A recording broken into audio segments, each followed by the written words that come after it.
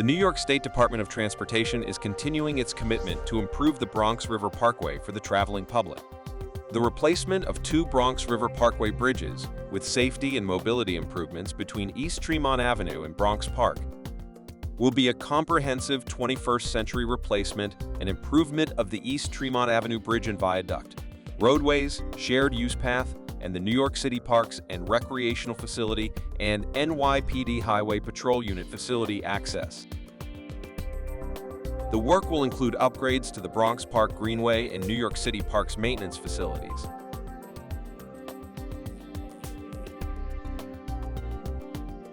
The Yonkers AECOM Design Build team understands it will take significant planning, innovative design, and construction methods to execute a successful design build delivery. This assembled team brings the necessary knowledge, skill, and design build experience to execute this challenging project. The Yonkers AECOM Design Build team culture will be rooted in communication, collaboration, and coordination, the 3 C's, with all applicable stakeholders to achieve a successful outcome.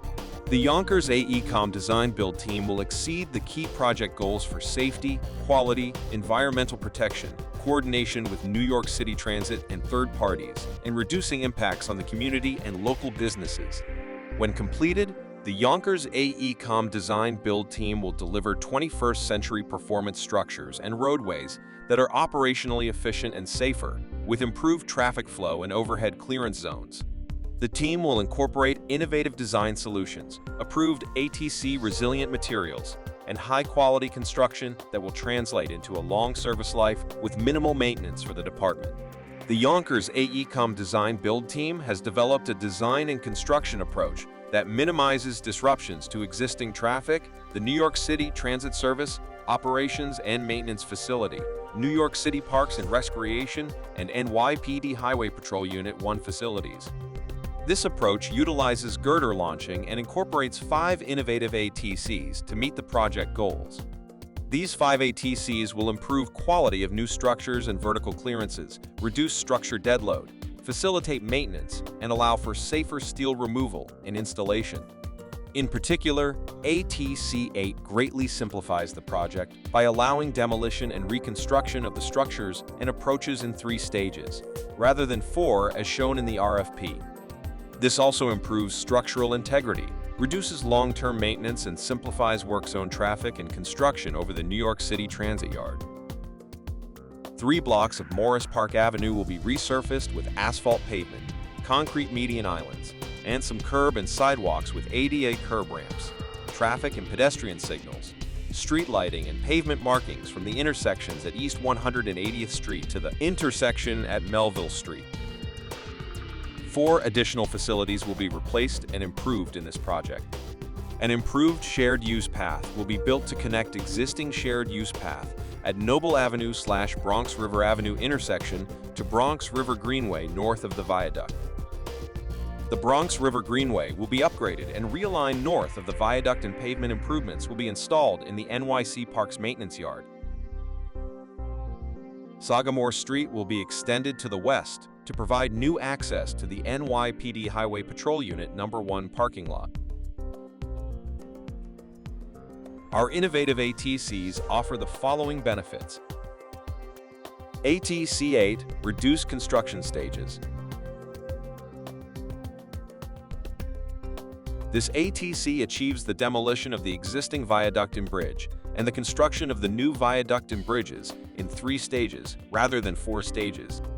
This reduces the traffic impacts on BRP, maintaining 3 lanes of northbound and southbound traffic in all stages without cattle chutes during peak travel periods. This ATC eliminates high-risk construction and operations impacts of temporary longitudinal strong backbeams with substantial temporary foundations and piers in the New York City Transit Rail Yard, Morris Park Avenue, and New York City Department of Parks and Recreation property that would be required to support the west half of the existing viaduct for live traffic when the existing eastern column line and longitudinal girders are removed in the RFP 4-stage construction. The 3-stage construction scheme allows deck and both existing column lines and longitudinal girders to be removed efficiently and productively in a single stage, which results in reduced demolition, schedule, and cost risk. AT-C3 Revision 1 Pier 4A. AT-C3 Revision 1 Pier 4A, the introduction of the additional permanent Pier 4A in the New York City Transit Yard reduces the length of Span 5 from 400 feet to 260 feet, which results in a major reduction in the depth and weight of the girders. The 400-foot RFP span required 11-foot deep girders weighing approximately 1,000 pounds per foot that have massive uplift forces at the south end of Unit 2, at the west end of Pier 3 that required significant counterweight of about 500 cubic yards of concrete encasement. This ATC allows a reduced girder size to 8 foot 6 inches deep and weighing approximately 550 pounds per foot with no counterweight concrete needed. The shallower girder depths also create an additional 2 feet 6 inches of vertical clearance over the New York City Transit Yard and New York City Department of Parks and Recreation properties and New York City streets.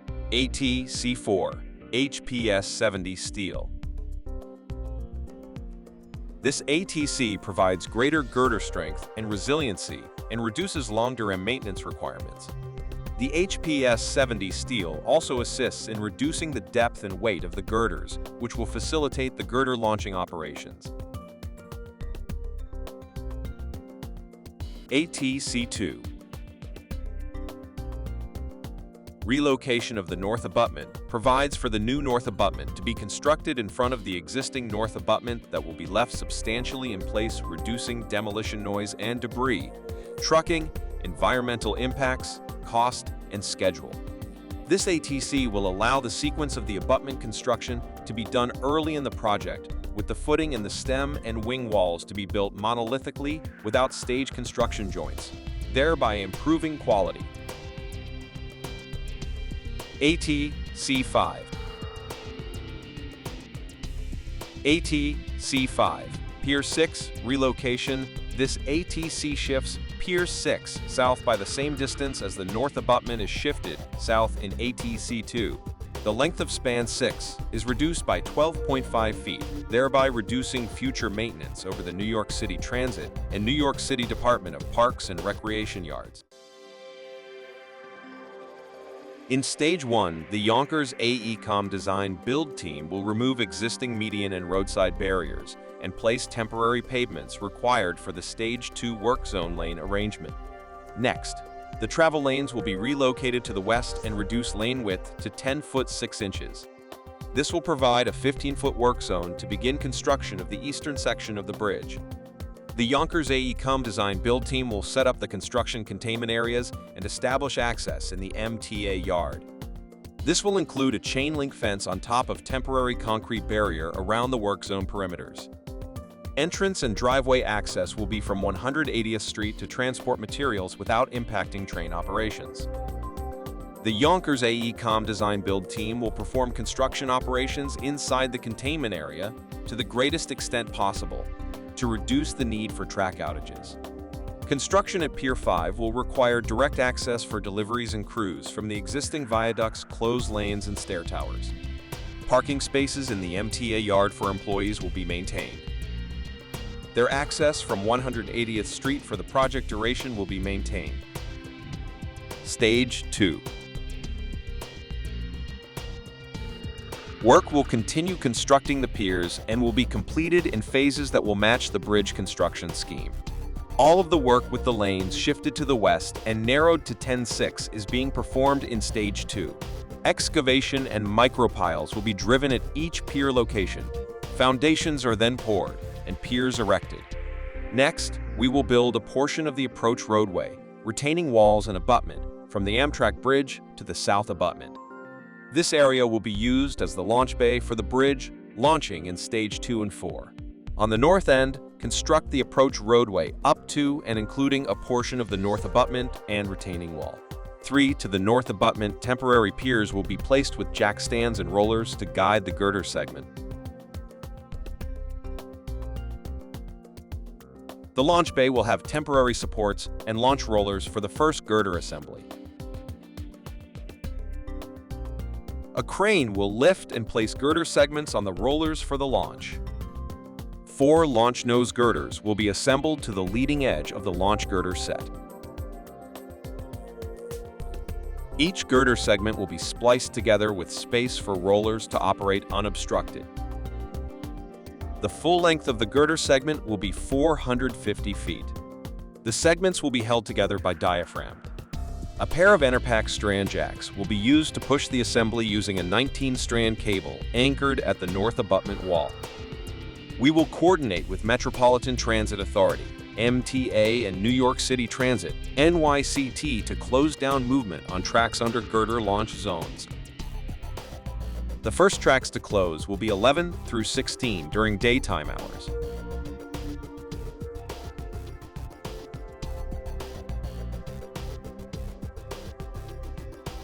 Once the initial 450-foot girder assembly reaches Pier 5, the team will begin assembling the 575-foot girder assembly behind it and launch both segments together until they reach Pier 3. This innovative approach will eliminate cranes on the MTA properties and reduce impact to New York City subway operations.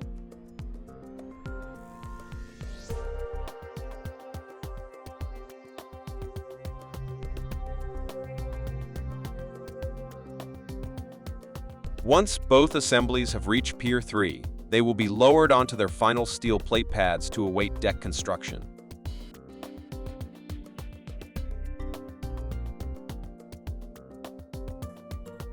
Avenue. This will be launched just beyond Pier 2. Once the piers are lowered into place, a crane and truck will remove the nose pieces to make way for the final girders to be placed.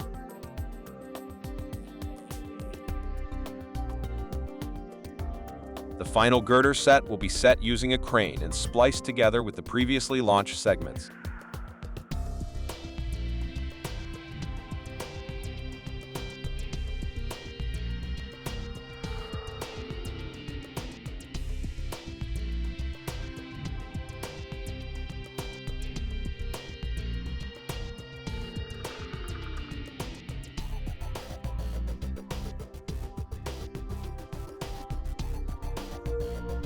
Three lanes of northbound traffic will now be moved to the newly constructed bridge, and the 3 southbound lanes will be moved to the east side of the existing bridge.